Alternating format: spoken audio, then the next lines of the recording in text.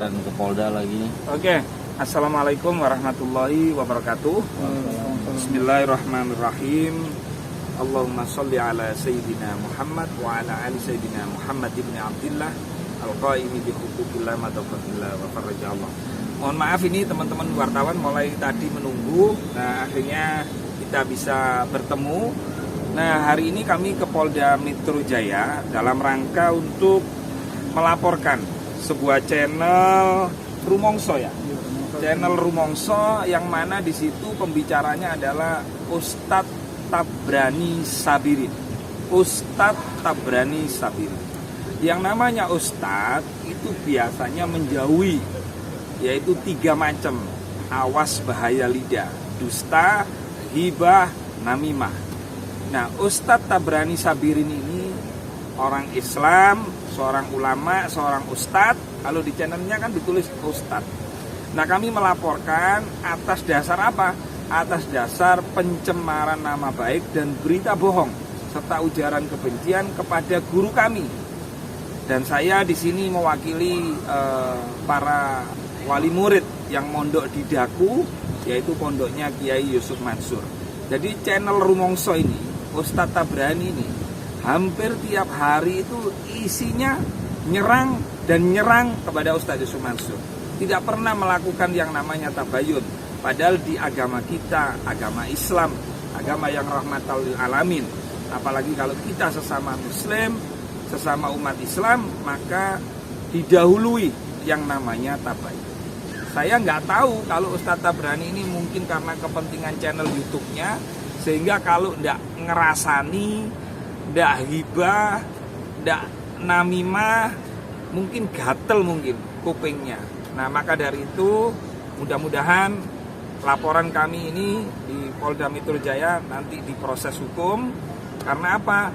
Karena ke depan sudah tidak boleh ada lagi sesama ustadz saling menjelekkan, sesama ustadz saling menghinakan. Jadi ulama itu panutan. Kalau nggak cocok sama Ustadz Yusuf Mansur, hubungi saya di 081 296 38 2212. Saya fasilitasi untuk ketemu. Biar apa? Karena di komentar-komentar ini, waduh, jadi masyarakat ini diajak dan diprovokasi untuk yaitu menghujat, menghina Kiai Yusuf Mansur yang kebetulan beliau juga adalah pengurus Nahdlatul Ulama di DKI Jakarta. Jadi saya kira itu teman-teman, mohon doanya, mudah-mudahan sudah tidak boleh ada lagi yang namanya hibah, namimah, adu domba, apalagi di medsos. Karena medsos itu didengar banyak orang, termasuk didengar dan dilihat oleh para santri Darul Quran, dan juga dilihat dan didengar oleh alumni-alumni dan oleh wali murid. Sampai ada yang namanya ada santri pakai daku karena seringnya pemberitaan hujatan kepada gurunya, ayah Kiai Yusuf Mansur tadi, sampai ada yang diludahi coba. Nah, ini nggak boleh begitu loh. Saya kira itu teman-teman, kalau ada pertanyaan monggo.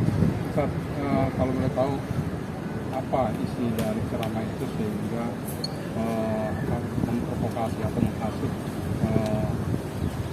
Iya, jadi Yusuf Mansur ini sudah pasti masuk penjara. Kenapa? Karena dia melakukan pengajaran Islam yang sesat. Nah, ini kan dia menjustifikasi, padahal sampai detik ini belum ada keputusan Majelis Ulama, belum ada keputusan hukum bahwa saudara Yusuf Mansur ini termasuk golongan aliran sesat. Kemudian nanti ada, jadi kita lihat Yusuf Mansur ini merusak tatanan sosial kehidupan umat Islam. Cobalah kalau ada orang mengikuti dia, pasti orang menyesal. Terus kemudian mengikuti dia pasti nanti bangkrut. Ada orang mengikuti dia dengan pastilah itu persengkongkolan, dengan dia mungkin copek-copek dia terus. Jadi pasalnya 27 ayat 3 Undang-Undang tentang Informasi Transaksi Elektronik, pasal 45 ayat Undang-Undang nomor 19 tahun 2000 tentang tentang informasi, dan setiap orang, kamu bacakan guys, ketua BKN DKI ini, setiap orang yang keras, setiap orang dengan sengaja dan tanpa hak mendistribusikan dan mentransmisikan dan atau membuat data diaksesnya informasi elektronik dan atau dokumen elektronik yang memiliki muatan penghinaan dan pencemaran nama baik.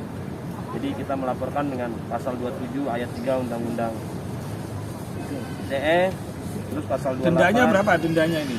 Ini di sini tertera dendanya paling lambat maksimal hukuman penjara 4 tahun kalau pakai pasal 27 ayat 3 dengan denda 750 juta rupiah. Yang kedua, Nah, ini ada pasal 28. pasal 28 ayat 2 yang kita ajukan dengan hukuman paling lama 6 tahun. Yang ketiga pasal 14 ayat 1 tahun 1946 tentang peraturan hukum pidana. Yang keempat pasal 310 Banyak ya KUHP. pasalnya ya. Jadi beberapa pasal yang kita ajukan, ada 4 pasal terkait kasus penghinaan Ustadz Tabrani melalui media channel YouTube yang dilakukan dengan Rumongso Channel tersebut. Oke. Saya kira itu nggih. Iya Pak. Oke. Dan sudah koordinasi ke pihak kepolisian juga Pak? Udah, Oh akhirnya sudah, sudah melaporkan? sudah. Ini kita tinggal tek gitu aja lah ya. Artinya diterima laporannya. Ya insya Allah diterima lah. Nanti teman-teman nanti saya kabari update-nya ya. Saya kira itu. Dengan pihak Ustadz Yusuf Mansur sendiri gimana koordinasinya? Nah, koordinasi di sini saya tidak koordinasi ya dengan Ustadz Yusuf Mansur. Saya melihat ini channel-channel ini hampir banyak. Termasuk Edi Mulyadi kan dulu pernah menggiring opini tentang Ustadz Yusuf Mansur itu. Jadi kita, mohon maaf, BKN ini kalau melihat sosok yang sosok yang teraniaya atau terdolimi, kita selalu hadir. Yang ngapunten, saya kan pernah pasang tuh untuk para yang kerjasama patungan. Waktu itu saya sama Ustadz Yusuf Mansur ya, yang ingin misalnya uangnya ditarik kembali misalnya, monggo silakan hubungi saya. Nah itu ada 20 orang. Nah bukan ratusan, bukan ribuan yang selama ini rame. Nah saya sudah buka nomor kok yang menghubungi kok cuma 20 gitu loh. Nah alhamdulillah orang-orang itu WA itu yang jumlahnya 20 saya screen tak kasih Ustadz Yusuf Mansur. Yai dibantu, ini anaknya kesusahan. Yai ini modalnya ditarik ini. Alhamdulillah selesai.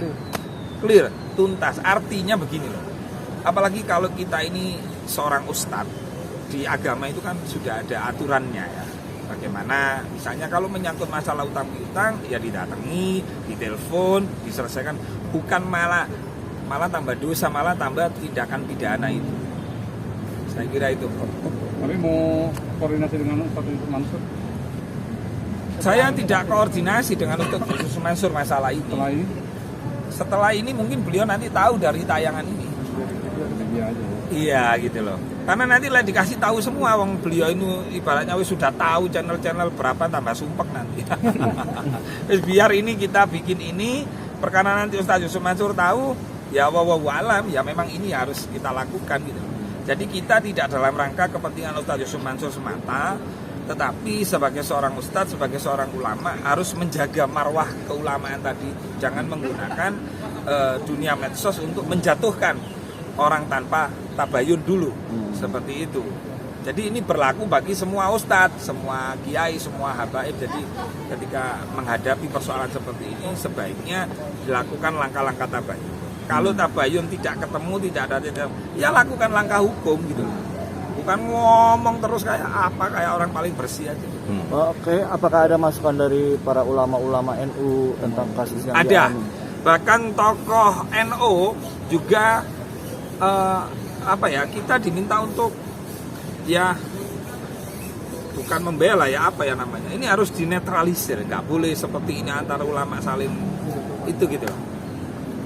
Padahal kan khairun nas anfa'uhum linnas, sebaik-baik manusia adalah yang memberi kebaikan manfaat untuk orang lain. Gitu. Oke. Berikutnya.